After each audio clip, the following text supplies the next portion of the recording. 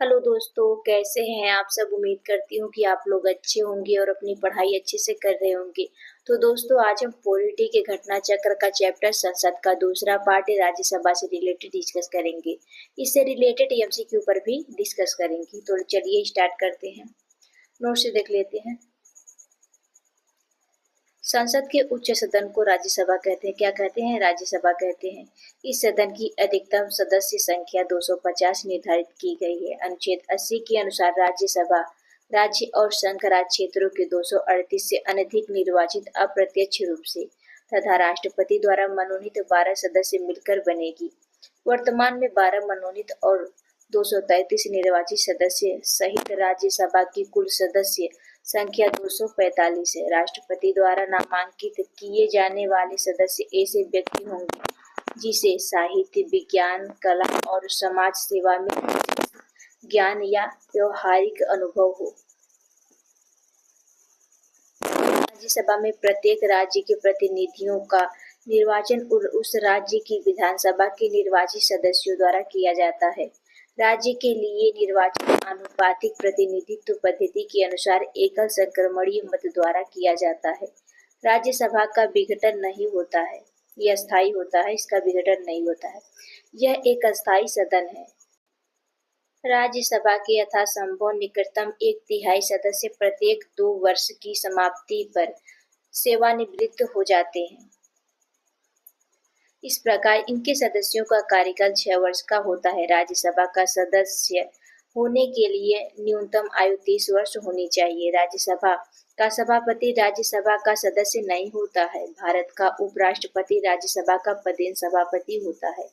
जब उपराष्ट्रपति राष्ट्रपति के रूप में कार्य करता है तो उसे राज्यसभा के सभापति के रूप में कोई वेतन या भत्ता नहीं मिलता।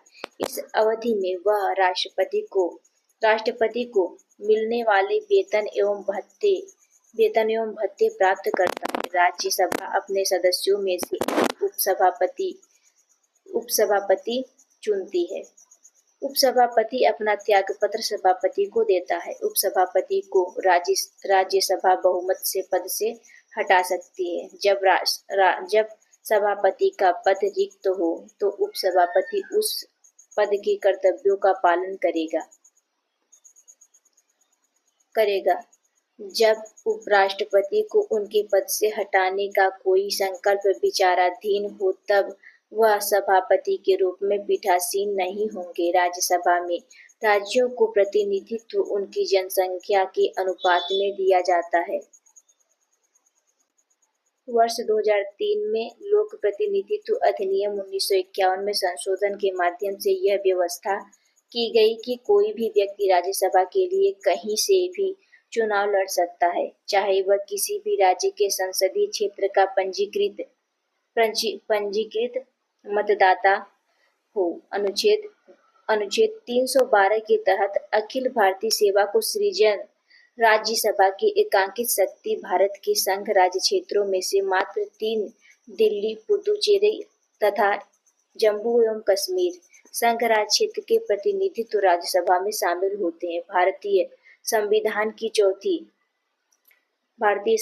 चौथी अनुसूची में राज्यसभा के लिए राज्य व संघ राज्य क्षेत्रों में सीटों के आवंटन का प्रावधान उल्लिखित है। संविधान के अनुच्छेद 249 के तहत यदि राज्यसभा अपने उपस्थित एवं मत देने वाले सदस्यों के कम से कम दो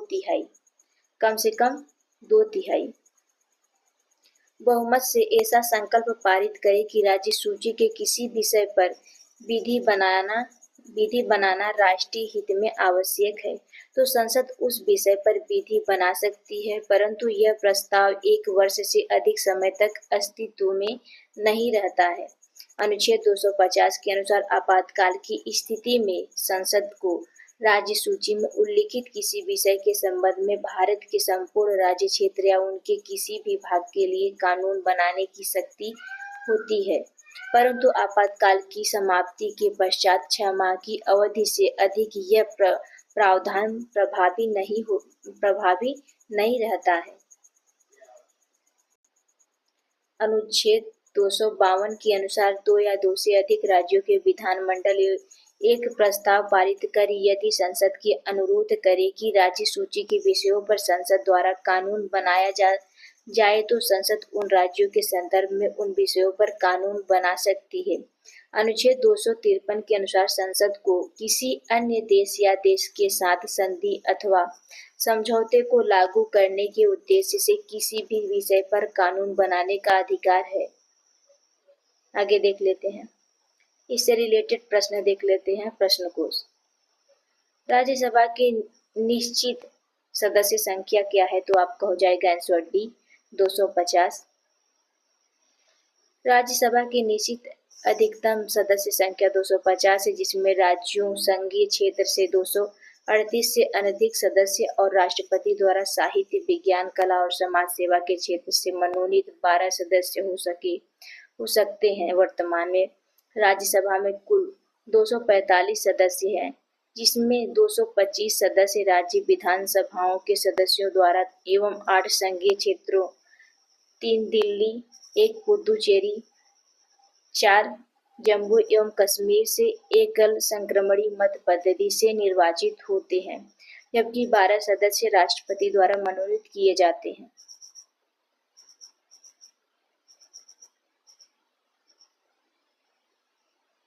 राज्यसभा में होते हैं तो आपका हो जाएगा आंसर सी 250 सदस्य, जिसमें से 12 सदस्य भारत के राष्ट्रपति द्वारा मनोनीत किए जाते हैं।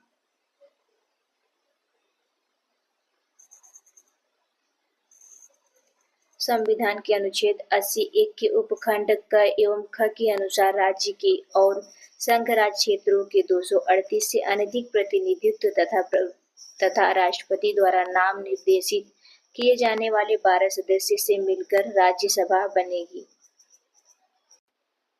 राज्यसभा में राज्यों का प्रतिनिधित्व निम्नलिखित में से किस आधार पर दिया जाता है? तो आपका हो जाएगा आंसर बी उनकी जनसंख्या के अनुपात में स्थान।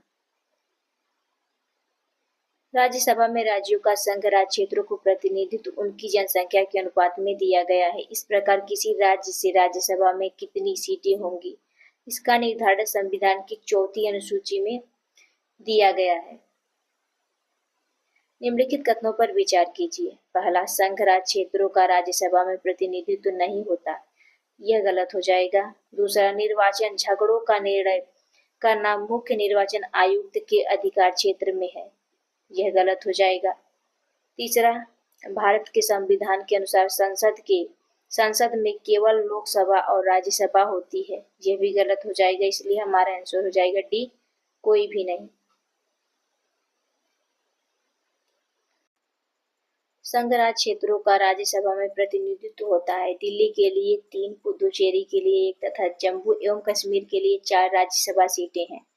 निर्वाचन संबंधित झगड़ों का निर्णय करना न्यायपालिका के अधिकार क्षेत्र में आता है। संविधान के अनुच्छेद 79 के अनुसार संसद के 3 अंग राष्ट्रपति, लोकसभा और राज्यसभा हैं।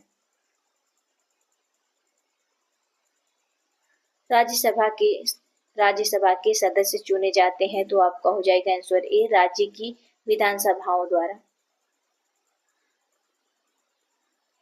अनुच्छेद 80 के 4 के अनुसार राज्यसभा के सदस्य राज्य विधानसभाओं के निर्वाचित सदस्यों द्वारा आनुपातिक प्रतिनिधित्व पद्धति के आधार पर एकल संक्रमणी मत द्वारा चुने जाते हैं।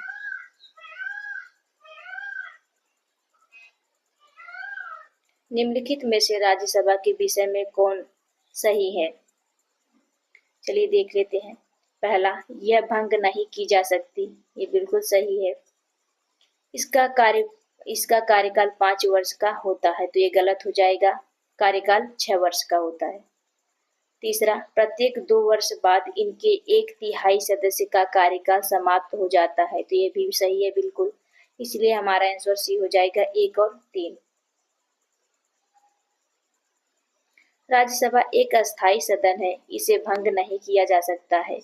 इनके सदस्यों का कार्यकाल 6 वर्ष तक का होता है। प्रत्येक 2 वर्ष बाद इनके 1/3 सदस्य का कार्यकाल समाप्त हो जाता है। इनके सदस्यों की आयु कम से कम 30 वर्ष होनी चाहिए।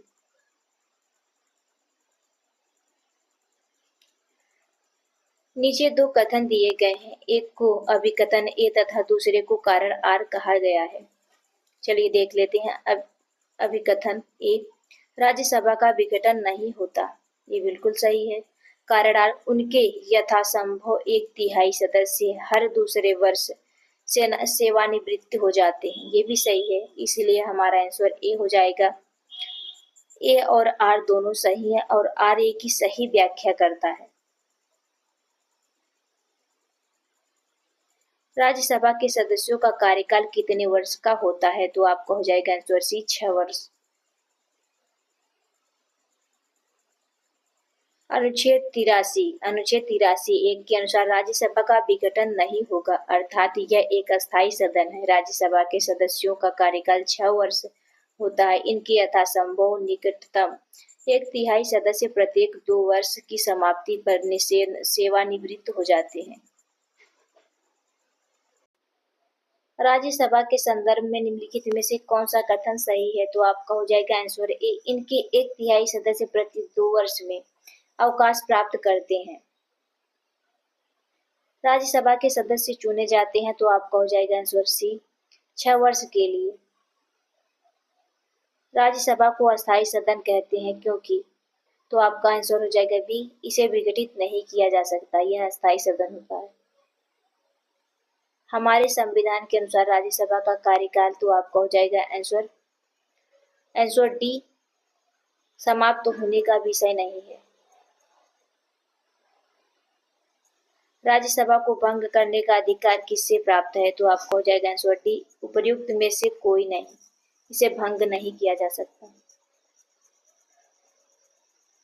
राज्यसभा से संबंधित निम्नलिखित कथनों में से कौन सा एक सही है? तो आपका हो जाएगा आंसर ए, राज्यसभा का विघटन नहीं होता है, यह अस्थायी सदन होता है, इसे विघटित नहीं किया जा सकता।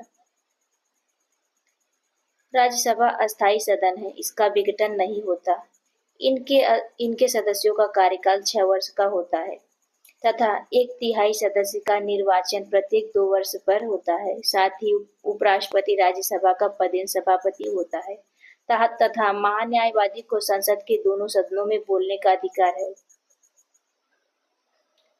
राज्यसभा कैसे भंग होती है? तो आपका हो जाएगा आंसर डी, उपर्युक्त में से कोई नहीं, इसे भंग नहीं किया जा सकता। राज्यसभा किनके द्वारा भंग की जाती है? तो आपका हो जाएगा आंसर डी, उपर्युक्त में से किसी के द्वारा नहीं। राष्ट्रपति द्वारा राज्यसभा में कितने व्यक्ति मनोनीत किए जाते हैं? तो आपका हो जाएगा आंसर सी 12।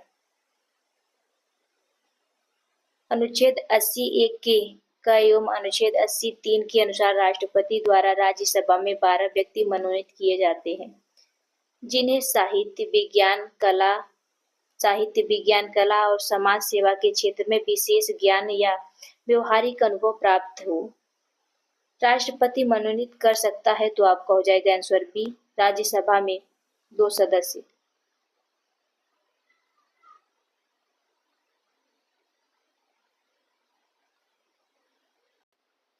राज्यसभा के सदस्य बनने हेतु अर्हताओं के संदर्भ में निम्नलिखित अभिकथनों पर विचार कीजिए तथा उनके नीचे दिए गए कोड से सही उत्तर चुनिए। चलिए देख लेते हैं। तो आपका हो जाएगा पहला, उम्र कम से कम 30 वर्ष होना चाहिए, ये बिल्कुल सही है। दूसरा, जहां से अभ्यर्थी को निर्वाचित किया जाता है उस राज्य की मतदाता सूची में मतदाता के रूप में पंजीकृत होना चाहिए, ये गलत है। तीसरा देख लेते हैं, राज्य के अंतर्गत लाभ का पद धारित नहीं होना चाहिए, ये भी बिल्कुल सही है। इसलिए हमारा आंसर हो जाएगा बी, 1 एवं 3 सही है। दिए गए अभिकथनों में से अभिकथन 2 गलत है। राज्यसभा के लिए लोक प्रतिनिधित्व अधिनियम 1951 यथा संशोधन के अनुसार व्यक्ति का नाम किसी भी संसदीय निर्वाचन क्षेत्र से मतदाता के रूप में पंजीकृत होना चाहिए। 6 अप्रैल 2003 से पहले यह आवश्यक था, किंतु प्रत्याशी का नाम जिस राज्य की मतदाता सूची में हो वहीं से राज्यसभा का चुनाव लड़ सकता है, परंतु 2003 के संशोधन अधिनियम द्वारा इसमें परिवर्तन कर दिया गया, अर्थात अब उसी राज्य की मतदाता सूची में नाम होना आवश्यक नहीं है। राज्यसभा के चुनाव के लिए अपेक्षित न्यूनतम आयु है तो आपको हो जाएगा आंसर बी 30 वर्ष। भारत की संसद राष्ट्रपति और दोनों सदनों से मिलकर बनती है। निचले सदन को लोकसभा तथा उच्च सदन को राज्यसभा कहते हैं। राज्यसभा के निर्वाचन के लिए न्यूनतम आयु 30 वर्ष है। आगे देख लेते हैं। प्रथम अभिनेत्री जो राज्यसभा के लिए नामांकित की गई तो आपका हो जाएगा आंसर बी नरगिस दत्त।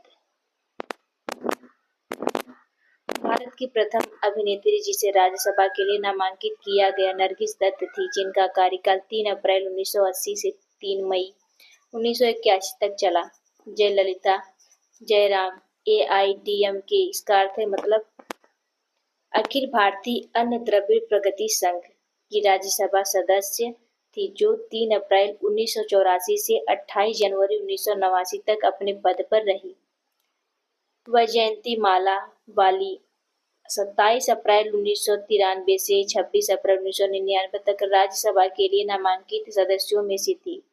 देविका रानी चौधरी वर्ष 1969 में प्रथम दादा साहेब फाल्के पुरस्कार प्राप्त करने वाली अभिनेत्री थी। आज के लिए इतना ही, मिलते हैं नेक्स्ट क्लास में। इसके आगे का जो क्वेश्चन बचे हैं उसे डिस्कस करेंगे।